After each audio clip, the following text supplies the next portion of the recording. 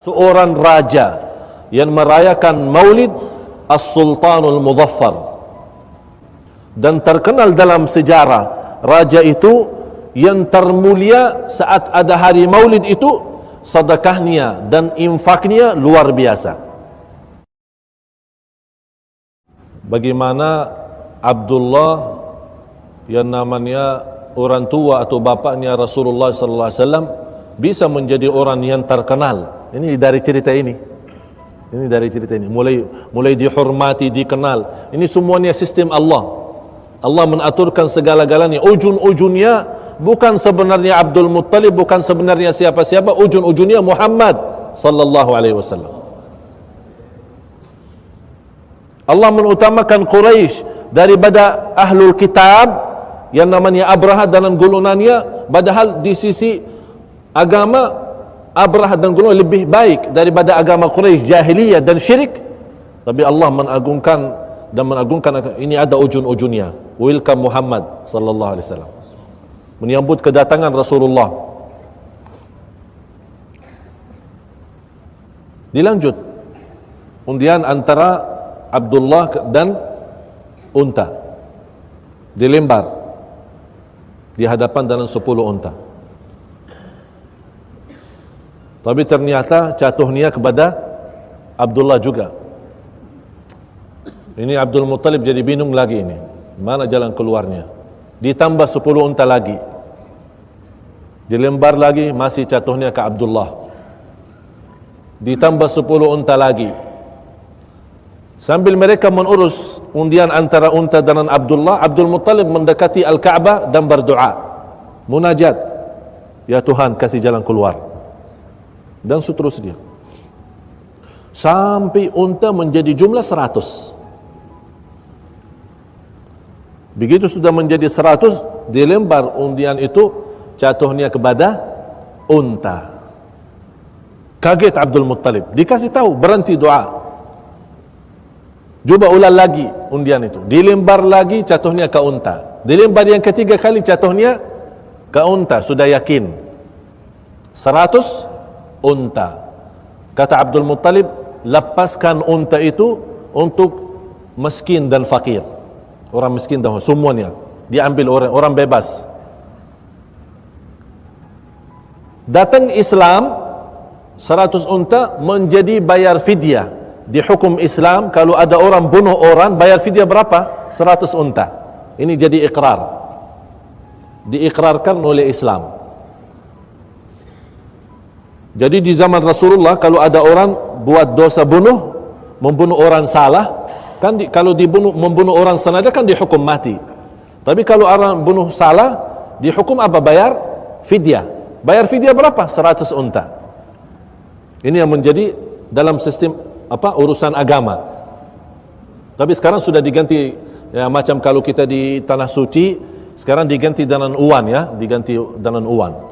Dihitungkan berapa harga pasar unta, 100 unta sekian dikali sekian, udah bayar. Untuk orang melepaskan diri dari hukum mati, hukum qisas.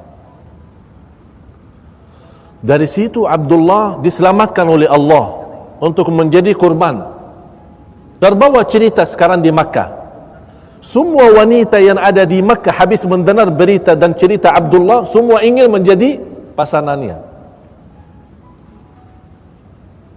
Dan terbawa dalam sejarah, dalam beberapa buku sejarah, Abdullah sejak itu memiliki cahaya di muka yang cukup bersinar, menarik perhatian. Sampai ada seorang wanita menggoda Abdullah untuk menikahinya.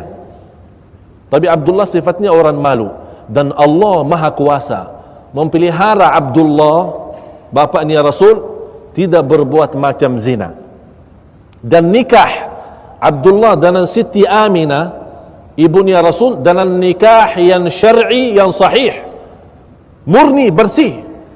Karena di zaman jahiliyah terkenal di golongan Arab itu, nikah itu sembarangan. Zina bebas, nikah yang rusak bebas, tidak ada tuntunan, tidak ada.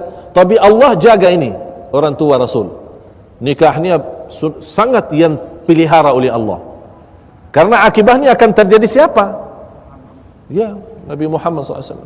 Oleh karena itu kata Rasulullah SAW, saya terpilih menjadi turunan yang terbaik di muka bumi. Turunan yang terbaik di muka bumi. Sallallahu alaihi wasallam. Sangat dipelihara. Jadi Abdullah nikah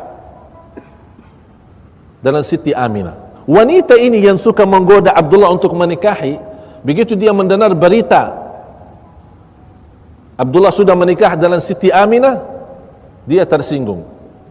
Tapi lama-lama ketemu, ya namanya saya kan tadi cerita orang-orang Arab kan suka poligami. Jadi saya kan baru satu. Jadi orang-orang suka mau nikah. Habis itu Abdullah, ya habis sudah punya istri, ketemu wanita itu, Abdullah menawarkan, udah mau nikah sama saya? Tidak apa-apa, istri 2 yang 3 apa terus. Kata wanita itu, udah, sekarang tidak perlu, karena saya tadi mengharapkan cahaya yang anda punya itu, ada cahaya. Tapi habis dia nikah dengan Siti Aminah, sepertinya cahaya itu sudah pindah kemari kepada Siti Aminah. Ini yang menjadi kehamilan dengan Rasulullah sallallahu alaihi wasallam.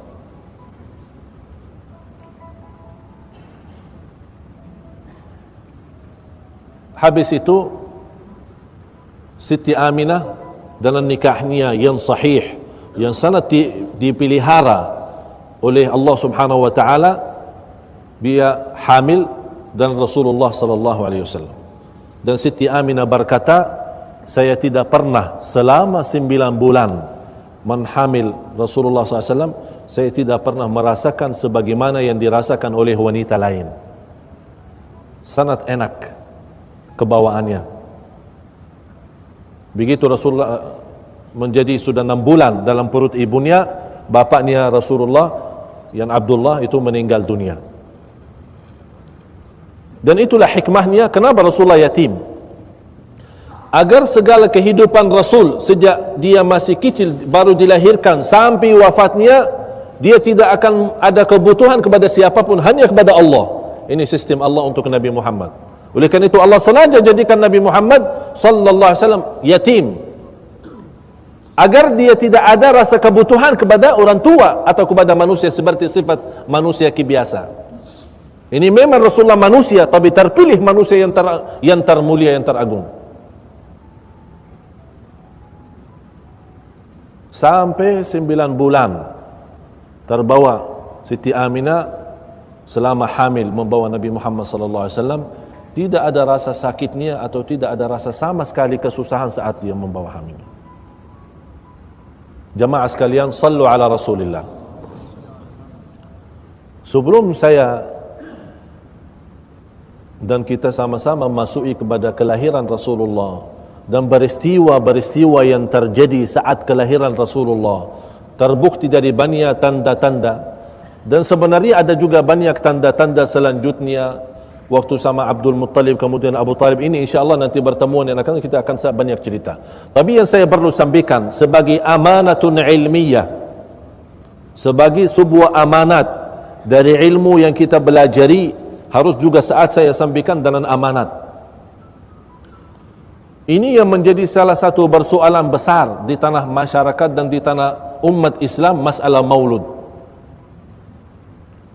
Yang harus kita fahami, maulud itu sebagaimana kata Al-Imam Abu Syamah, gurunya Imam Nawawi. Gurunya Imam Nawawi, pernah beliau berkata, ahsanu mabtudi'a fi zamanina hadzal maulid. Yang terbaik kita buat sebagai bid'ah adalah maulid. Sudah faham? Ini Abu Syamah, gurunya Imam Nawawi. Kan kita sudah tahu semua Imam Nawawi adalah ikut mazhab Syafi'i. Dia berkata, sebaik yang dilakukan di masa kami, di zaman kami, di antara bid'ah-bid'ah yang dianggap sebuah bid'ah itu yang terbaik adalah maulid. Kenapa dinamakan maulid bid'atun hasanah? Harus jamaah tahu, tidak ada ulama ahlus sunnah wal jamaah berkata maulid sunnah, tidak ada. Kenapa tidak bilang sunnah? Karena memang tidak ada dalam Quran, ya ayyuhalladzina amanu bikin maulid. Dan juga tidak ada di hadis Rasulullah. Tapi bukan berarti tidak boleh, harus fahami itu. Kalau memang sudah Rasulullah lakukan atau ada perintah dari Allah atau Rasul, berarti itu sunnah, jelas. Kenapa ulama tidak berani bilang sunnah? Karena hal itu tidak pernah dibuat oleh Rasul dan tidak ada perintah dari Quran dan hadis. Tapi kenapa dibilang bid'ah? Bid'ah itu karena dianggap dalam bahasa Arab, kata bid'ah adalah sesuatu yang baru. Faham? Kata bid'ah sesuatu yang baru. Tapi kenapa ditambah bid'atun hasanatun? Sebagaimana berkata Al-Imam Ibn Hajar rahimahullah. Tahu Imam Ibn Hajar? Yang mentafsirkan, mensyarah Sahih Al-Bukhari. Sahih Al-Bukhari ada sebuah kitab namanya Fathul Bari Syarah Sahih Al-Bukhari yang dibuat oleh Al-Imam Al-Hafidh Ibn Hajar Al-Asqalani. Kata Al-Imam Ibn Hajar, maulid bid'atun hasanah. Kenapa dinamakan bid'ah? Sesuatu baru. Kenapa dinamakan hasanah? Karena isinya baik.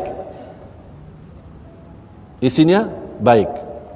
Imam Ibn Taymiyah rahimahullah pernah berkata, walaupun maulid itu dianggap menurut beliau sebuah bid'ah, tapi bisa dan boleh orang yang merayakan maulid dapat pahala. Orang bertanya kepada Imam Ibn Taymiyah, wahai Imam, bagaimana orang bikin bid'ah bisa jadi pahala? Kata Imam Ibn Taymiyah, karena yang bikin maulid pasti cinta Rasul. Sudah faham? Kata Al-Imam As-Sakhawi, salah satu ulama Ahlus Sunnah, Al-Imam As-Sakhawi, muncul hari raya Maulid atau kedatangan Maulud adalah sesudah zaman Al-Qurunul Mufaddalah. Yang maksudnya adalah 3 zaman yang lalu sesudah Rasul. Jadi zaman Rasul sama sahabat, ya, zaman Rasul sahabat, kemudian tabi'in, tabi'it tabi'in. Ini 3 masa, 3 zaman, kata Rasulullah ini yang terbaik manusia. 3 masa ini. Selama 3 masa Rasul dan sahabat, tabi'in, tabi'it tabi'in, tidak ada maulid. Kenapa tidak ada maulid? Kenapa tidak dibuat maulid? Karena mereka dalam aktivitasnya sehari-hari, setiap hari maulid. Setiap hari maulid. Dari jaga sunnah, dari masalah taqwa, dari sisi ilmu, dari sisi jihad, dari sisi iman, dari sisi akhlak, luar biasa. Jadi bagi mereka tidak perlu dibuat peringatan maulud, karena setiap hari maulud bagi mereka.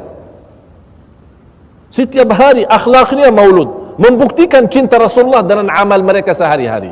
Habis 3 masa ini, mulai umat Islam menjauh dari agama. Datang ulama, oh ini gimana kita boleh bawa umat Islam kembali? Kalau ceramah, orang susah faham. Bikin ceramah, penajian, orang sudah masuk masjid, majlis ta'lim, masuk masjid, langsung tidur. Jadi tidak ada semangat. Akhirnya habis ulama itu memfikirkan solusi jalan keluar, akhirnya jadi maulid. Dan pertama seorang raja yang merayakan maulid, As-Sultanul Muzaffar. Dan terkenal dalam sejarah, raja itu yang termulia saat ada hari maulid itu, sedekahnya dan infaknya luar biasa. Jadi sangat beda dengan urusan pribadi. Kalau dia meneruan harta untuk urusan pribadi, urusan apa saja, kalau untuk maulud luar biasa.